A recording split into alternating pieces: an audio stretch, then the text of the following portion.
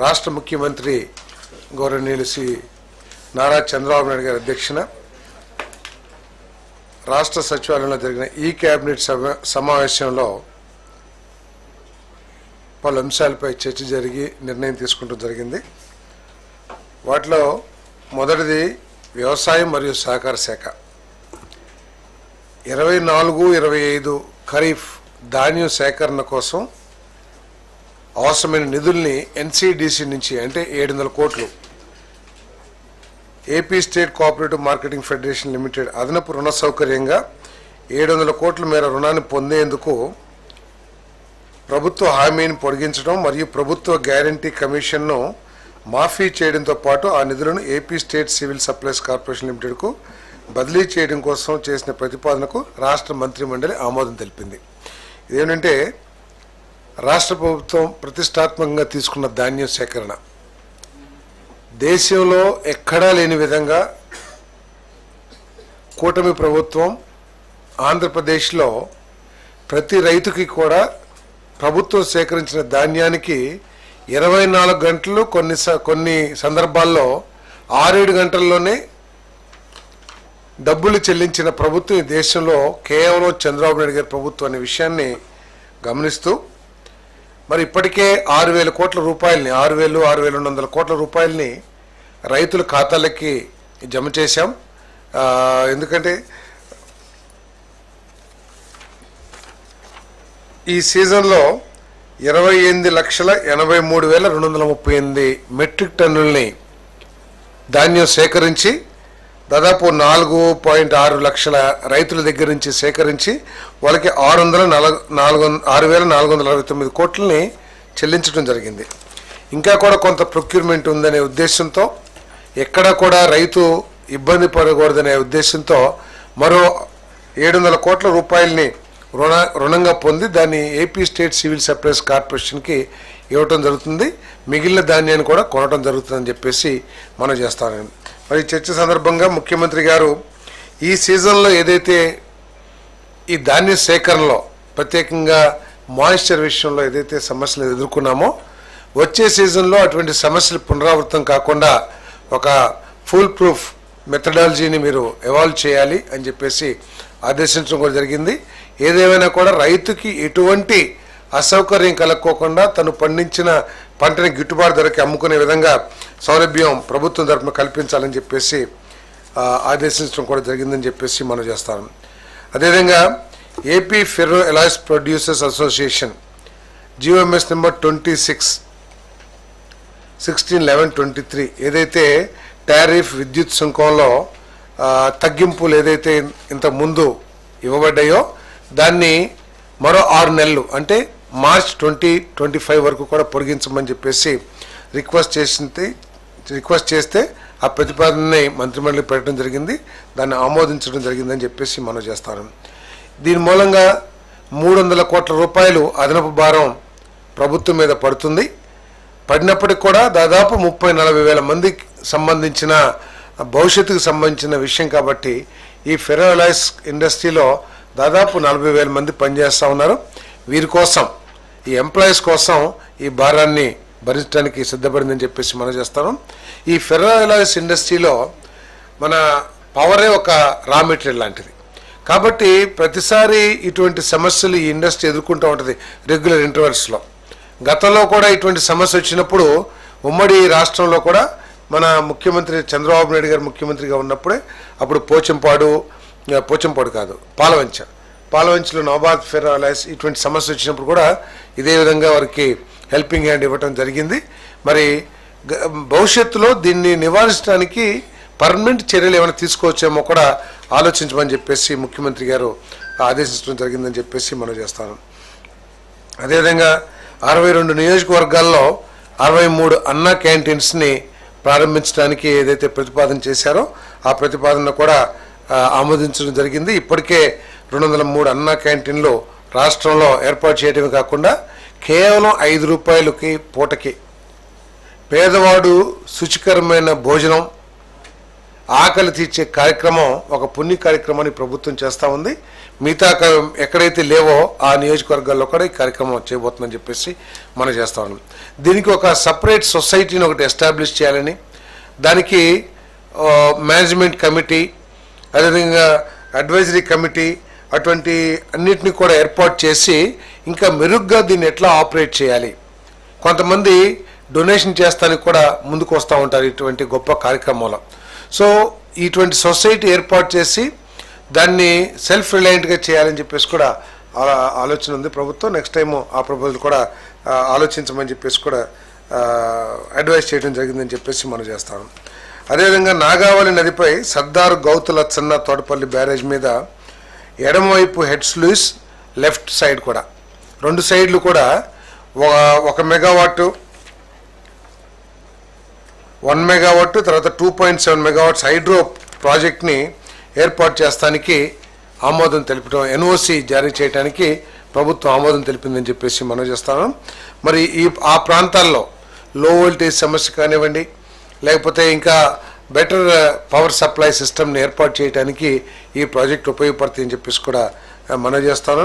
అంతేకాకుండా భవిష్యత్తులో ఇటువంటి చిన్న చిన్న పవర్ ప్లాంట్స్ ఏదైనా ఉంటే ఈ ఎస్హెచ్జి గ్రూప్స్ని ఇన్వాల్వ్ చేయడం ద్వారా ఉపాధి కల్పించడానికి కానివ్వండి, మహిళా సాధికారతకు కానీ ఉపయోగపడుతున్న ఉద్దేశంతో ఆ ఆలోచన కూడా చేయమని చెప్పేసి ముఖ్యమంత్రి గారు సూచించడం జరిగిందని చెప్పేసి మనం చేస్తాను. అదేవిధంగా కృష్ణా జిల్లా మనం చూస్తూ ఉన్నాం. కృష్ణా నదికి వరదలు ఎప్పుడు వచ్చినా కూడా మొత్తం పక్క ప్రాంతాలన్నీ కూడా, అంటే దిగువ బ్యారేజ్ పక్క ప్రాంతాలన్నీ కూడా మునిగిపోవటం, మళ్ళీ వాళ్ళందరినీ కూడా రిహాబిలిటేషన్ సెంటర్కి తీసుకువెళ్ళటం, వాళ్ళు వారి ఆస్తులు కూడా కొంత నష్టపోవటం, ఇవన్నీ కూడా మనం చూస్తూ ఉన్నాం గత కొన్ని దశాబ్దాల నుంచి. ఇప్పుడు లెఫ్ట్ సైడ్ అంటే విజయవాడ సైడు కూడా నిర్మాణం జరిగింది. ప్రత్యేకంగా నిర్మాణం జరగటం మూలంగా ప్రెషరు ఇంకో సైడు, అది రైట్ సైడ్ అనుకుంటాను,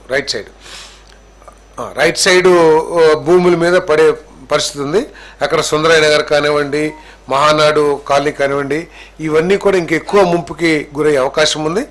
అంతేకాకుండా ఆ భూమి కూడా ఎరోడ్ అయిపోయే అవకాశం ఎక్కువగా ఉంటుంది. ఎందుకంటే ఇటు సైడు ప్రెషర్ తగ్గుతుంది, ప్రెషర్ పెరుగుతుంది, అటు సైడ్ ప్రెషర్ అంతా పడుతుంది. కాబట్టి ఆ ఎరోజను వీటన్నిటిని కూడా తగ్గించడం కోసం దాదాపు 294 కోట్ల రూపాయలతో మంజూరీ కోసం చేసిన ప్రతిపాదనలు రాష్ట్ర మంత్రిమండలి ఆమోదం తెలిపిందని చెప్పేసి మనం చేస్తాం. దీని మూలంగా ఏంటంటే ఎప్పుడైనా మొన్న 11.4 లక్షల వరద వచ్చింది. ఇంత ముందు కూడా మీ అందరికి కూడా తెలిసి ఉంటుంది కృష్ణలంకలో ఏ విధంగా నష్టపోయేవాళ్ళు వరద వచ్చినప్పుడు. కానీ ఈసారి చాలా వరకు దాన్ని నివారించగలిగాం. కేవలం ఏంటంటే ఆ వాల్ ఉండటం మూలంగా నివారించగలిగాం. అదేవిధంగా ఇటు సైడ్ కూడా వాల్ కడితే వాళ్ళకి కూడా సేఫ్టీ ఉంటుంది, ప్రాణ నష్టం కానీ ఆస్తి నష్టం కానీ తగ్గిద్దనే ఉద్దేశంతో, ఎరోజన్ తగ్గిద్దనే ఉద్దేశంతో ఈ నిర్ణయం తీసుకోవడం జరిగిందని చెప్పేసి మనం చేస్తాం. అదేవిధంగా AP industrial corridors development corporation APICDC special purpose వెహికల్కి కొప్పర్తి, వైఎస్ఆర్ కడప జిల్లా సీకేదిన్నె మండలం కొప్పర్తి మరియు తాడిగొట్ల గ్రామాల్లో 2595.74 ఎకరాల భూమిని ఏపీఐసికి బదిలీ చేయటం. అదేవిధంగా కర్నూలు జిల్లా ఓరకల్ మండలం మీదివేముల, ఉప్పలపాడు మరియు కొంతలపాడు గ్రామాల్లోని 2621.15 ఎకరాలని ఏపీఐసికి బదిలీ చేయడం కోసం ఏదైతే స్టాంప్ డ్యూటీ, రిజిస్ట్రేషన్ ఫీజులు ఏదైతే ఉంటుందో వాటిని ఆ ఫీజులు మినహాయించడానికి, ఎందుకంటే ఇది రాష్ట్రానికి ఒక గేమ్ చేంజర్ లాంటిది. 2 కారిడార్స్ కేంద్ర ప్రభుత్వం మనకి కేటాయించింది కాబట్టి త్వరితగతిన అక్కడ ఇండస్ట్రీస్ డెవలప్ అయ్యే విధంగా ఉండటం కోసం, మరి వారికి ఇంకా ఆ ఇండస్ట్రీస్ని అట్రాక్ట్ చేయడం కోసం ఈ నిర్ణయం తీసుకుంటాం జరిగింది. మరి దీనికి మంత్రిమండలి ఆమోదం తెలిపిందని చెప్పేసి మనం చేస్తాను.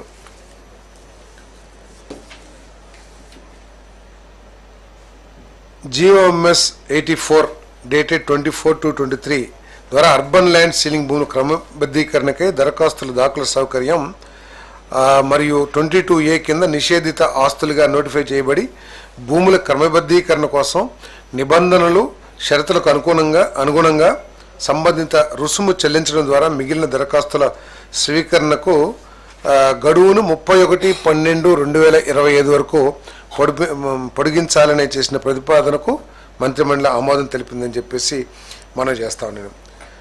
అదేవిధంగా ముఖ్యమంత్రి గారు ఎంతో ప్రెస్టీజియస్గా తీసుకున్న ప్రోగ్రాం పేదలందరికీ ఇళ్ళు. ఈ ప్రోగ్రాం కింద 3 సెంట్లు రూరల్లో 2 సెంట్లు అర్బన్లో ఇచ్చే కార్యక్రమాన్ని చేయబోతున్నామని చెప్పేసి మనం చేస్తాం. మార్గదర్శకాలను పట్టణ ప్రాంతాల్లో 2 సెంట్లు ఇళ్ల పట్టాల పంపిణీకి మార్గదర్శకాలను జారీ చేయడానికి చేసిన ప్రతిపాదనకు రాష్ట్ర మంత్రి మండలి ఆమోదం తెలిపింది. దీంట్లో ఏంటంటే ఎలిజిబిలిటీ క్రైటీరియా ఒకటి మంత్రి మండలి దృష్టికి తీసుకురావడం జరిగింది. దాంట్లో ఏంటంటే ఇంతకుముందు ఎప్పుడూ కూడా ఏ గవర్నమెంట్ ద్వారా కూడా హౌసింగ్ స్కీమ్లో లోన్ పొంది ఉండకూడదు. అదేవిధంగా వీళ్ళందరూ కూడా అప్లికెంట్స్ అందరూ కూడా బీపీఎల్ ఫ్యామిలీగా ఉండాలి. అంతేకాకుండా వాళ్ళకు కంపల్సరీగా ఆధార్ కార్డు ఉండాల్సిన అవసరం ఉంది. మెట్ట ప్రాంతం 5 ఎకరాలకు మించి ఉండకూడదు, మాగాణి ప్రాంతం 2.5 ఎకరాలకు మించి ఉండకూడదు అని చెప్పేసి నేను మనవి చేస్తా ఉన్నాను. అదేవిధంగా గతంలో ఇళ్ల స్థలాలు ఇచ్చారు. కొన్ని వేల మంది లక్షల మంది వారిచ్చిన లేకపోతే వారు సెలెక్ట్ చేసిన లేఅవుట్లు నివాసయోగ్యం కాదని, లేకపోతే కొన్ని చోట్ల లో లయింగ్ ఏరియా ఆల్మోస్ట్ చెరువుల్లో ఇచ్చారని, లేకపోతే బరియల్ గ్రౌండ్స్ పక్కన ఉన్నాయని చెప్పేసి చాలామంది అసలు ఒక్క ఇల్లు కూడా కట్టుకున్న దాఖలాలు లేవు. కొన్ని లేఅవుట్స్లో కొన్ని వేల లేఅవుట్స్లో వాళ్ళందరికీ కూడా ఇంతకుముందు ఇచ్చిన ఎలకేషన్ రద్దు చేసి వారికి మళ్ళీ తిరిగి అర్బన్లో అయితే 2 సెంట్లు, రూరల్ అయితే 3 సెంట్లు. ఎందుకంటే కొంతమందికి నివాసం ఒక చోటు ఉన్నారు, ఎక్కడో 30-40 కిలోమీటర్ల దూరంలో ఇచ్చారు. సో అటువంటి వాళ్ళందరూ కూడా అక్కడికి వెళ్ళి మేము ఇల్లు కట్టుకోలేమని ఏదైతే చెప్పారో అటువంటి వాళ్ళందరికీ కూడా మళ్ళీ 2 సెంట్లు అర్బన్, 3 సెంట్లు రూరల్లో ఇవ్వబడుతుందని చెప్పేసి మనం చేస్తాం. అదేవిధంగా కొన్ని లేఅవుట్స్లో ఇల్లు చాలామంది కట్టారు, కానీ ర్యాండమ్గా అక్కడక్కడ కొంతమంది ఇల్లు కట్ల, అవన్నీ ఖాళీగా ఉండిపోయినాయి. వాటి మూలంగా దోమలు కానివ్వండి, లేకపోతే డ్రైనేజ్ వాటర్ కానివ్వండి, అవన్నీ నిలబడటం, పక్క ఇళ్ళ వాళ్ళకి ఇబ్బందికరంగా ఉండటం, ఆ ల్యాండ్ ఓనర్స్కి ఏమో ఇంట్రెస్ట్ లేకపోవడం అక్కడ కట్టడానికి, రకరకాల కారణాల మూలంగా అవన్నీ ఉన్నాయి. కాబట్టి ఆ అలాట్మెంట్ క్యాన్సిల్ చేసి మళ్ళీ ఎవరైతే ఇల్లు కట్టుకోవడానికి సుముఖంగా ఉన్నారో వాళ్ళకి తిరిగి అలాట్ చేయబడుతుందని చెప్పేసి కూడా నేను ఈ సందర్భంగా తెలియజేస్తా ఉన్నాను. అంతేకాకుండా కట్టిన వాళ్ళకి కాదు, ఇళ్ల స్థలం ఇచ్చేప్పుడు 4 ఇళ్ళు ఉన్నాయి, 3 కట్టారు, 1 ఖాళీగా ఉంది, అతను కట్టట్లేదు. అదేమవుతుంది, లో లయంగా ఉంటామో, తర్వాత అంతా గార్బేజ్ డెవలప్ అవుతామో, అంటే అతనికి ఇంట్రెస్ట్ లేదు ఇల్లు కట్టడం. సో అటువంటి ఉంటే కనుక అవి క్యాన్సిల్ చేసేసి మళ్ళీ వేరే వాళ్ళకి ఎలిజిబిలిటీ ఉన్న వాళ్ళకి ఆ స్థలాలు ఇవ్వబడతాయి అని చెప్పేసి మనం చేస్తాం. ఐడెంటిఫై చేయాలి. ఇవన్నీ కూడా గైడ్ లైన్స్ ఇప్పుడు ఏదైతే వచ్చిందో.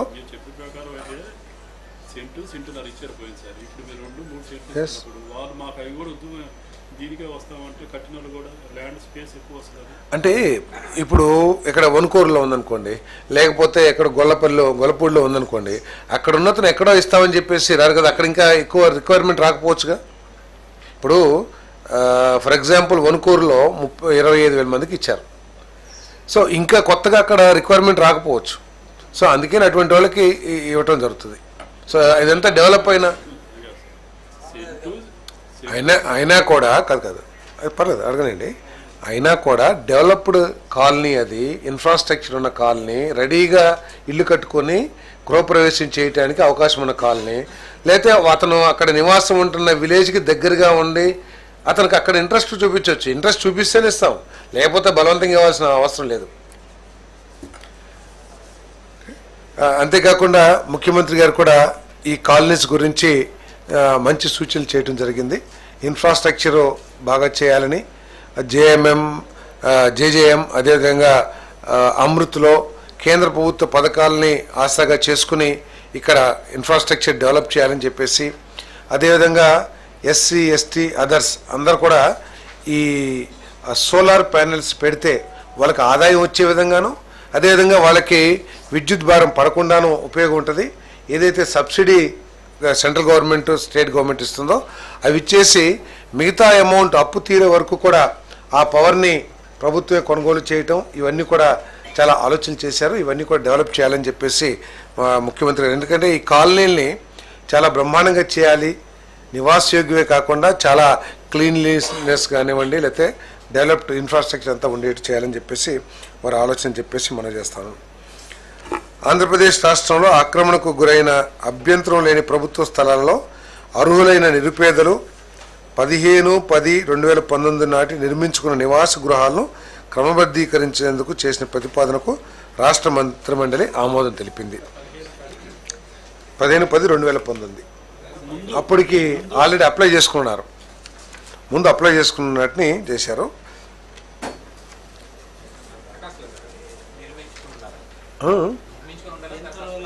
అప్పటికే దరఖాస్తు చేసుకుంటారు. నిర్మించుకుని ఉంటేనే దరఖాస్తు చేసుకుంటారు కదా, వాటరు కరెంటు అవన్నీ ఉంటేనే దరఖాస్తు చేసుకుంటారు.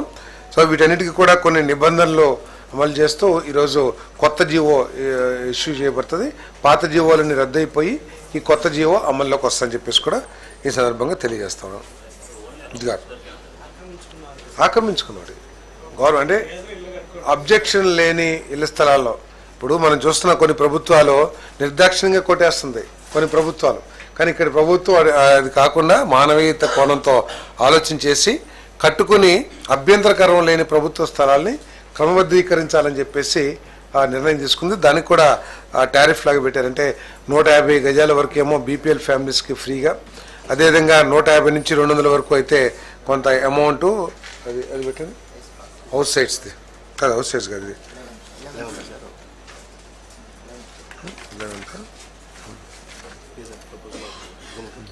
రెగ్యులైజేషన్.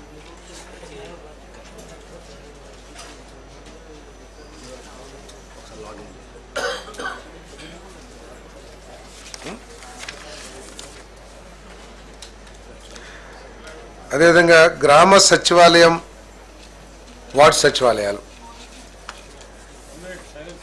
మనందరికీ తెలిసిందే. 11,162 విలేజ్ సెక్రటేరియట్స్, 3,842 వార్డ్ సెక్రటేరియట్స్,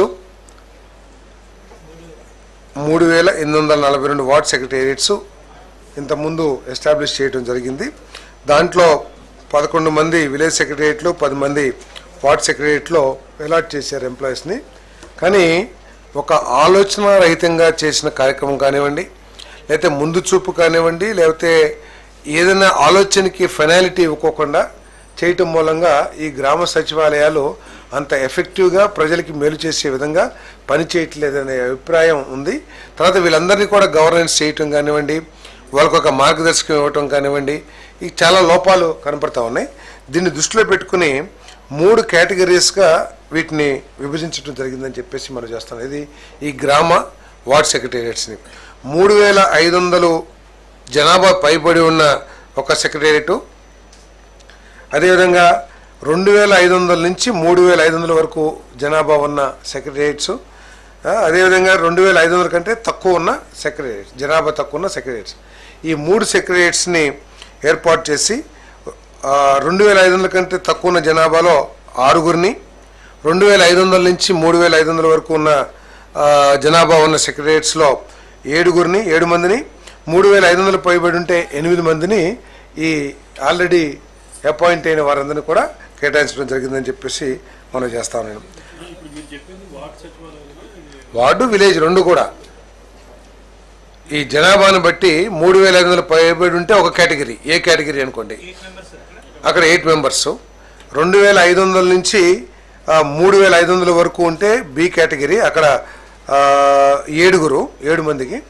అదేవిధంగా 2,500 ఉంటే ఒక కేటగిరీ, దాంట్లో 6 ఎంప్లాయీస్ని ఇవ్వడం జరుగుతుంది. దీంట్లో వీరిని multipurpose functionaries, technical functionaries, aspiration functionaries అని చెప్పేసి వీళ్ళని కూడా 3 విభాగాలుగా డివైడ్ చేయడం జరిగింది ఎవరిని ఎంప్లాయీస్ని. దీంట్లో ఏంటంటే టెక్నికల్ ఫంక్షనరీస్ ఏదైతే ఉన్నారో వీళ్ళు అగ్రికల్చర్ డిపార్ట్మెంట్ కానివ్వండి, పంచాయత్ రాజ్ డిపార్ట్మెంట్ కానివ్వండి, వీళ్ళందరికీ కూడా అనుసంధానంగా ఉంటారు.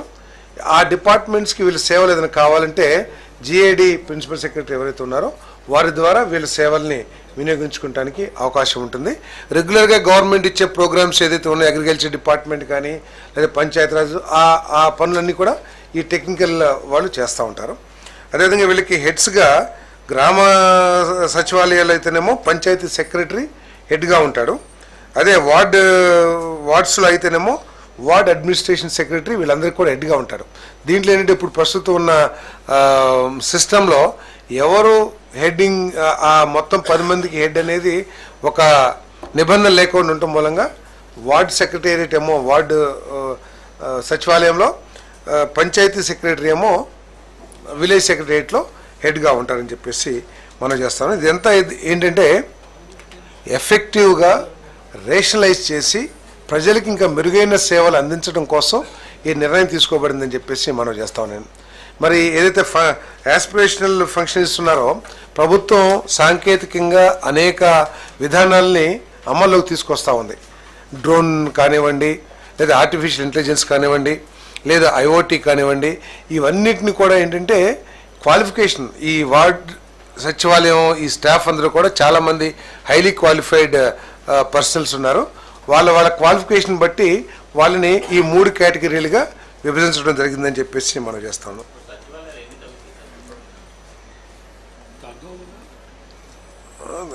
కొంచెం తగ్గుతాయి అనుకుంటాను, కరెక్ట్ ఫిగర్ లేదు. సర్ప్లస్ అయిన వాళ్ళని మళ్ళీ వేరే డిపార్ట్మెంట్స్లో వాళ్ళ క్వాలిఫికేషన్ కానీ వాటిని చూసి వేరే డిపార్ట్మెంట్స్లో యూటిలైజ్ చేసుకుంటాం జరుగుతుంది, సర్ప్లస్ ఉంటే కనుక.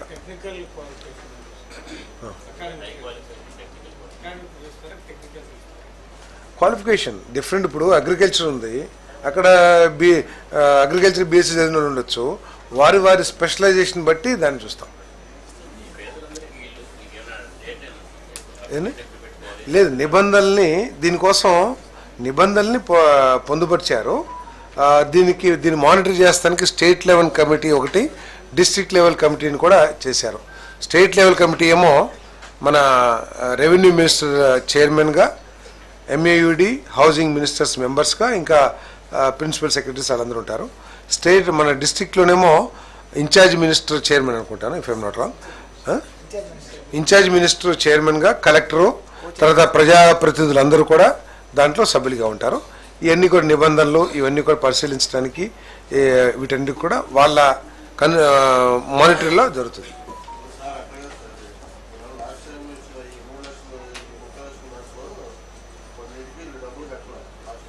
ఎవరు అదే డబ్బులు కట్టక వాళ్ళకి అలాట్మెంట్ ఇవ్వలేదు కదా, వాళ్ళందరికీ అవన్నీ కూడా ఆ అలాట్మెంట్స్ అన్నీ కూడా క్యాన్సిల్ అయిపోతాయి. వాళ్ళకి రకరకాల కారణాలతో ఇవ్వలేదు, కోర్టు కేసులు అని ఇవ్వలేదు, లేకపోతే డబ్బులు కట్టక ల్యాండ్ ఎక్విజిషన్ డబ్బులు కట్టక ఇవ్వలేదు, ఇవన్నీ ఇవ్వలేదు. కాబట్టి వాళ్ళకి పొజిషన్ ఇచ్చేయండి, పొజిషన్ చూపించలా.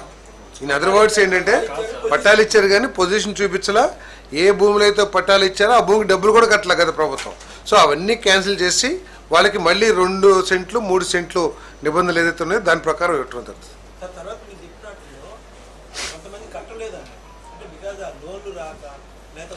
ఇంట్రెస్ట్ లేకనప్పుడు వాళ్ళు కట్టుకుంటే కట్టుకోమనండి. వాళ్ళు కట్టుకుంటానంటే అభ్యంతరం ఏం లేదు. కట్టుకోకుండా ఇంట్రెస్ట్ లేకుండా అది అప్పటినే అట్లాగే పెట్టేసేస్తే అవి వేరే వాళ్ళకి అలాట్ చేస్తాం. ఏమండి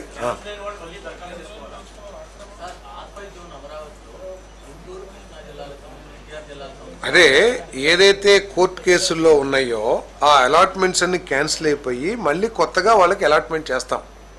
ఓకే, అది చేస్తాం. మీరేంటి సార్ ఇది తప్పకుండా చేసుకోవాలి కదా మళ్ళీ. అంటే ఇప్పుడు ఎట్లా committee state level committee district level committees వచ్చినాయి కాబట్టి నియమ నిబంధనలు రిలీజ్ చేస్తాము, దాని ప్రకారం వాళ్ళందరూ కూడా చేసుకోవచ్చు.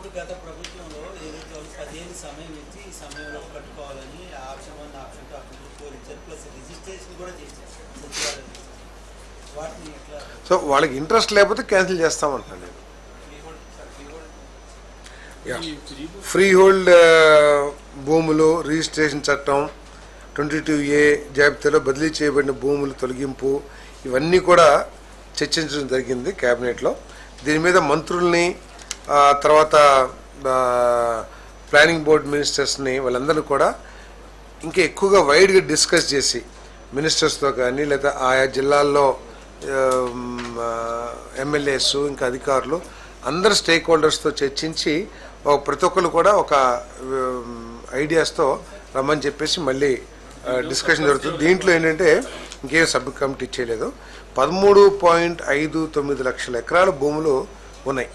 22A డిలీట్ చేసినవి కానివ్వండి, లేదా పట్టా ల్యాండ్స్ కానివ్వండి, ఇనం కానివ్వండి, 13.6 లక్షల దాకా సుమారు. దాంట్లో 13.57 లక్షల భూముల్ని వెరిఫై చేయడం జరిగింది ప్రభుత్వం. ఇదంతా ఏంటంటే కొంతమంది ఉద్దేశపూర్వకంగా ఈ భూముల్ని హస్తగతం చేసుకోవాలనే ఉద్దేశంతో చాలా భూముల్ని ఫ్రీ హోల్డ్ చేస్తానికి ప్రయత్నం చేస్తారని ఒక అభిప్రాయం ప్రజల్లో కూడా ఉంది.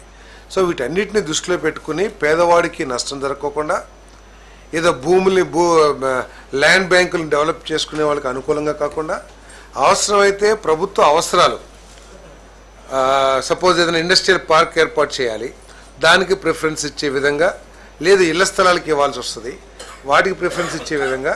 సో వీటన్నిటిని దృష్టిలో పెట్టుకుని దీని మీద పూర్తిగా చర్చకి తీసుకుని రావాలని చెప్పేసి జరిగింది. అదేవిధంగా రీసర్వేలో కూడా చాలా అవకతవకలు ఉన్నాయి. ప్రతి చోట ఏంటంటే ఇంతకుముందు పాస్బుక్లో 50 సెంట్లు భూమి ఉందనుకోండి, రీసర్వే చేసిన తర్వాత 47 సెంట్లు అని చెప్పేసి పాస్బుక్ ఇచ్చారు. సరే, ఆ భూ యజమాని వచ్చి నా 3 సెంట్లు ఎందుకు తగ్గినాయి అంటే సరైన సమాధానం చెప్పే పరిస్థితి లేకపోవడం మూలంగా కొంత ఆందోళనకర పరిస్థితులు గ్రామాల్లో ఉన్నాయి. ఎంఆర్ఓ ఆఫీసుల మీద వాటి మీద కూడా తీవ్ర ఒత్తిడి ఉంది. సో చాలా ప్రజలందరూ కూడా ఆందోళన ఉన్నారు. ఎందుకు తగ్గింది? నాకు గత 20-30 సంవత్సరాల నుంచి నాకు ఎకరన్నర నా పాస్బుక్లో ప్రభుత్వం ఇచ్చింది. ఇప్పుడు సర్వేలో లేదు ఇంతే భూమి ఉందని రాయటం ఏంటి కారణం అనే దాని మీద కారణం సరిగ్గా సమాధానం చెప్పబోవటం మూలంగా ఆందోళనకర పరిస్థితుల్లో దీని మీద పూర్తిగా రివ్యూ చేసి వీటన్నిటినీ కూడా ఇబ్బందుల్ని తొలగించడానికి ప్రభుత్వం ప్రయత్నం చేస్తుందని చెప్పేసి కూడా ఈ సందర్భంగా నేను తెలియజేస్తాను. ఏమండి, సర్వే చేయాలి కదా, సర్వే చేయాలి. దాంట్లో తప్పులు ఏమైనా ఉంటే సరిదిద్ది వాళ్ళకి ఆందోళన లేకుండా, సపోజ్ వాళ్ళ డాక్యుమెంట్లో ఏదైనా తప్పు ఉందనుకోండి, ఇదిగో బాబు గతంలో తప్పు జరిగిందని చూపిస్తాం, కానీ ఏదో కారణాన్ని చెప్పాలి కదా భూ యజమానికి. సో అవన్నీ కూడా చేయటం జరిగిందని చెప్పేసి మనం చేస్తాను. అదేవిధంగా ఆర్థిక పరిస్థితిని, రాష్ట్ర ఆదాయాన్ని ఏ విధంగా పెంచాలనే దాని మీద కూడా చర్చ జరిగిందని చెప్పేసి మనం చేస్తా ఉన్నాను.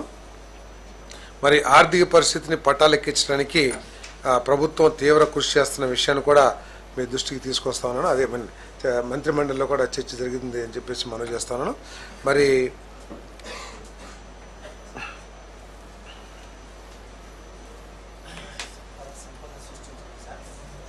ఆదాయాన్ని పెంపొందించడం, ఇప్పుడు అగ్రికల్చర్లో కానీ లేకపోతే సర్వీస్ సెక్టర్లో కానీ ఆదాయాన్ని పెంచడం. ఆదాయాన్ని పెంచితే సంపద ఆటోమేటిక్గా పెరిగిద్ది. ఎప్పుడైతే ఆదాయం పెరిగిద్దో సంపద ఆటోమేటిక్గా పెరిగిద్ది కదా. సో అవన్నీ కూడా చేయాలని చెప్పేసి అగ్రికల్చర్లో చాలా స్కోప్ ఉంది పెంచడానికి. సో ఇవన్నీ కూడా చర్చించడం జరిగింది ముఖ్యమంత్రి గారు.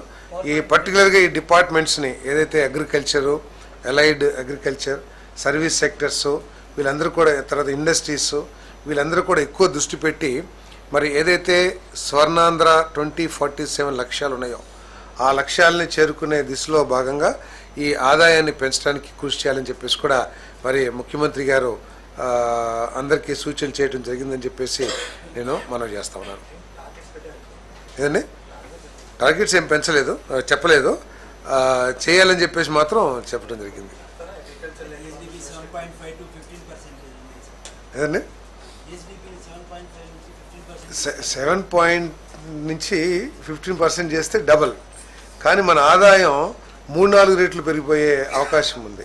ప్రపోర్షనల్ కాకుండా చాలా ఎక్కువగా ఉంది కాబట్టి మనం దాన్ని జిఎస్డిపిని పెంచాలని చెప్పేసి ఇవన్నీ కూడా చర్చించడం జరిగింది. ఏదండి, దావోస్ పర్యటన విజయవంతం కావాలని మంత్రివర్గ సభ్యులందరూ కూడా ఆకాంక్షించి వారికి బెస్ట్ విషెస్ తెలియజేశారు. ఆశీస్సులు కాదు. ఏదండి,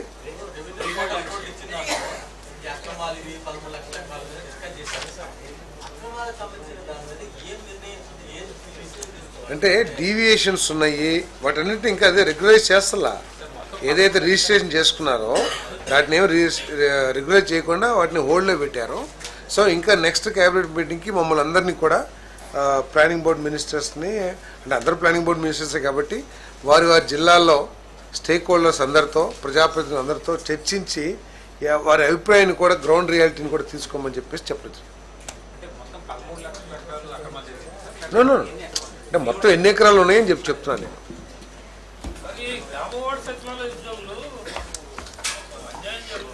ఎందుకని ఏం జరిగింది వాళ్ళకంటే పని కేటాయించడం